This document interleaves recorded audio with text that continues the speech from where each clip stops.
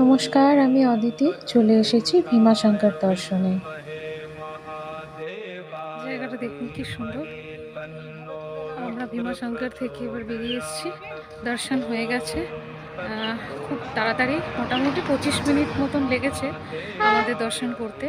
তো আমরা দর্শন হয়ে গেছে, যেটার জন্য 300 টাকা করে পার হেড দিতে হয়। এটা সিজন নয় বলে শুনলাম খুব তাড়াতাড়ি হয়েছে, আর আমাদেরকে সেই পেমেন্টটা করতে হয়নি, তাড়াতাড়ি দর্শন করতে পেরেছি। আদারওয়াইজ লাইন অনেক বড় হয়। তো আর একটা জিনিস হচ্ছে, সিঁড়ি দিয়ে যাওয়া যায়, সেখানে ওই 300 সিঁড়ির মতন থাকে সিঁড়ি। এবার ওই 300 সিঁড়ি সবার পক্ষে সম্ভব হয় না বলে এখানে টাকা দিয়ে গাড়ি নিয়ে যাওয়া যায়, সেটা ভিআইপি রুট থাকে। আমরা ওই ভিআইপি রুটে এসেছি, গাড়িতে হাঁটতে হয়নি। তার জন্যে ওই 1,500 টাকার মতন আমাদের লেগেছে।